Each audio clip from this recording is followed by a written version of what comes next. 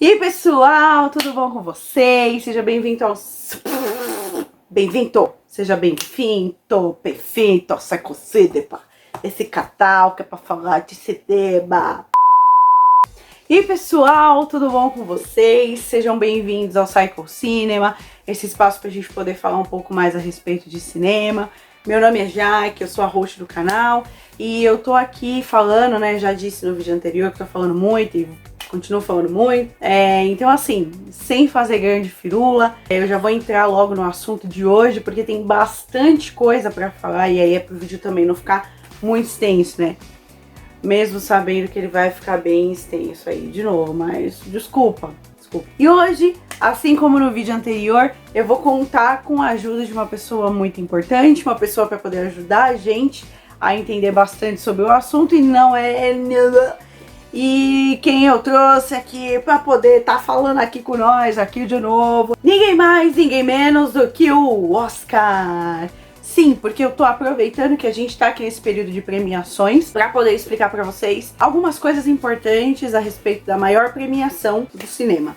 Então, se você não sabe, no próximo final de semana, dia 9 de fevereiro, vai acontecer a edição de número 92 do Oscar, lá em Los Angeles. E aí, ao longo da premiação, a gente vê muitas categorias aparecendo, né? Algumas delas são bem fáceis de entender, outras nem tanto. Então, no vídeo de hoje, eu vou dedicar aqui os próximos minutos a explicar pra você quais são as categorias do Oscar e o que especificamente significa cada uma delas. Vale lembrar que eu vou falar aqui as categorias na ordem que acontece a premiação, tá bom? Então eu não vou começar pelas categorias principais, que são aquelas do final da noite. Se você quiser saber quais são as categorias principais, você vai ter que ficar até o final do vídeo, igual acontece no Oscar de verdade, né? Que você tem que ficar até o final da premiação para poder saber quem são aí os vencedores, os grandes vencedores da noite. Então, todos os anos, a categoria que abre a premiação do Oscar é a categoria de melhor ator coadjuvante. And the Oscar goes to...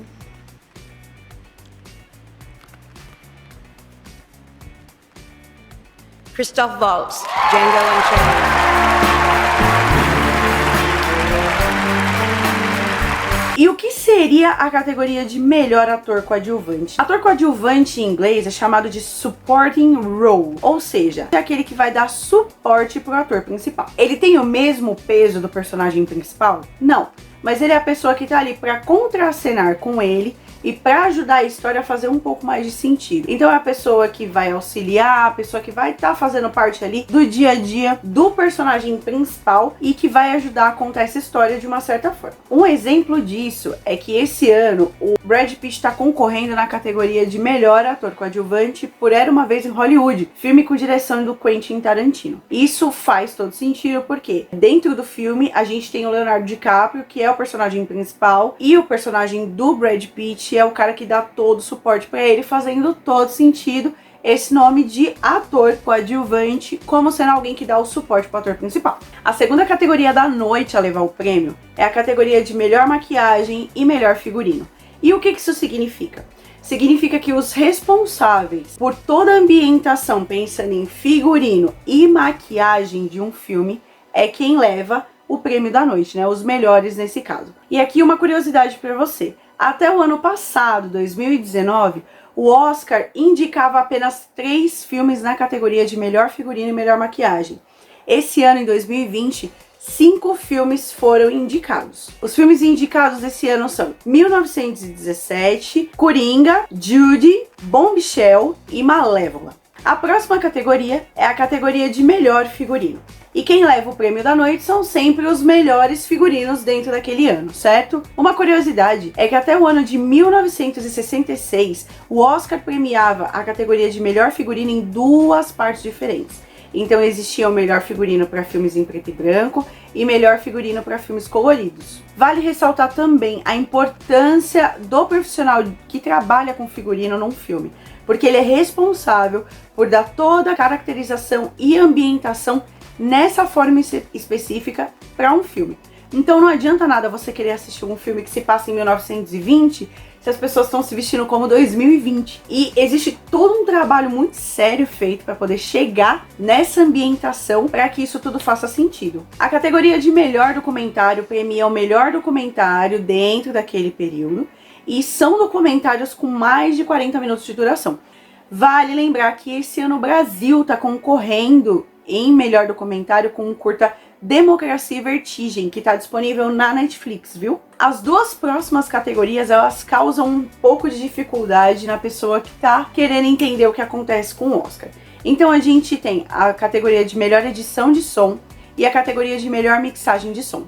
Qual a diferença entre uma e outra? A categoria de melhor edição de som, ela contempla todos os profissionais que trabalham com captação de som em um set de filmagem. Então, dentro de um set de filmagem, a gente tem pessoas andando com microfones, a gente tem pessoas que estão setando o microfone, que estão carregando boom. Boom é aquele microfonão grandão.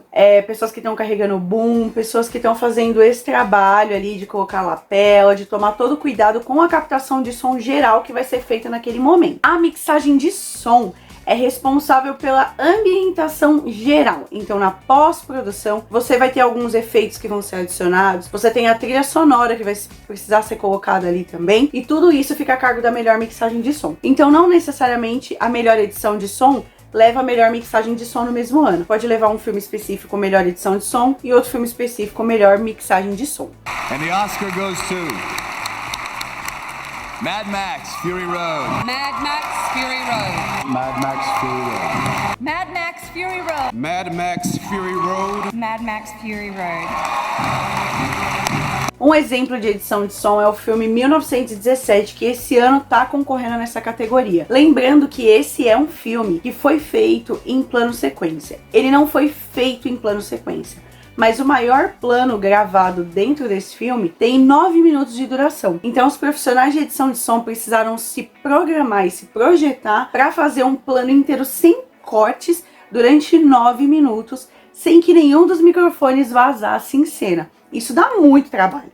Cara, isso dá muito trabalho. Tio Oscar, fala pra eles. Dá muito trabalho. Melhor mixagem de som esse ano, um dos filmes que tá concorrendo é Ford versus Ferrari. O que faz todo sentido, porque dentro do set de filmagem você não vai conseguir captar, por exemplo, som de carro. Esse não é o tipo de coisa que você vai captar num set de filmagem. Esse é o tipo de material que o responsável pela mixagem de som vai colocar depois. O nono prêmio da noite, ele é dado para o responsável por design de produção.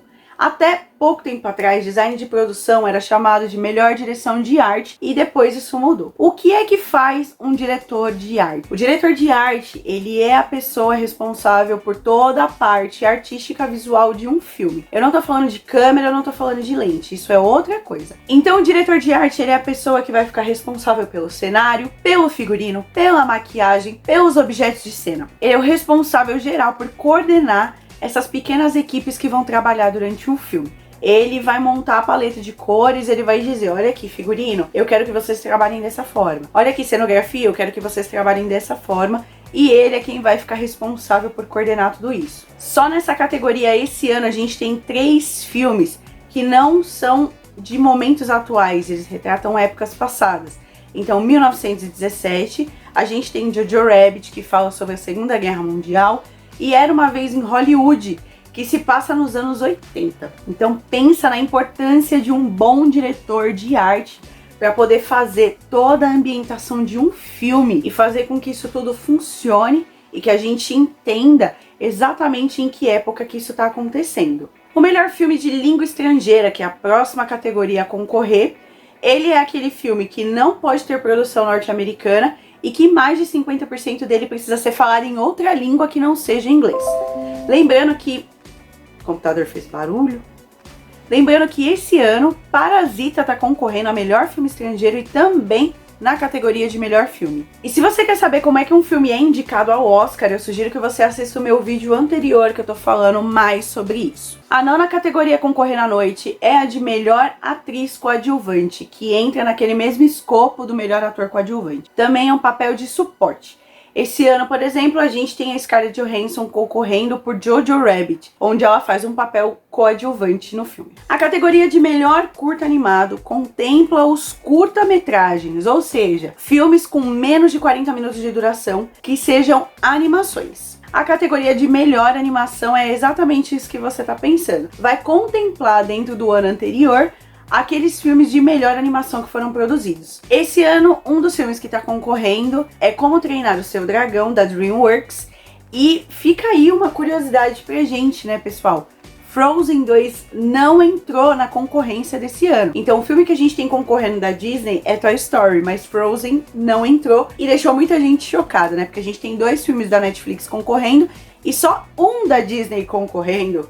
Isso é algo grande, viu? Isso é algo grande. A próxima categoria é a categoria de melhor efeito visual, ou como a gente tá muito acostumado a chamar, né, os melhores efeitos especiais. Esse ano, 2 filmes que estão concorrendo e aí que são muito fortes é Vingadores Ultimato e O Irlandês da Netflix. Então fica aí uma discussão, né? Uma vez que Vingadores Ultimato é um filme basicamente todo feito em estúdio, ele depende realmente muito dessa parte de efeitos especiais, e o Irlandês usou uma técnica de rejuvenescimento facial, então a gente consegue ver aí o Robert De Niro, que tá bem velhinho já, né? Com uma cara assim de uns 45 anos aí, o cara deu uma, né, ali aquele 10 anos mais jovem do Discover Home and Health, olha só, o pessoal da Netflix deu um banho neles, hein? Então, pessoal, agora que a gente chegou na metade das categorias, porque são 24 categorias, eu vou parar o vídeo aqui e depois a gente continua, viu? Porque senão você também não vai aguentar.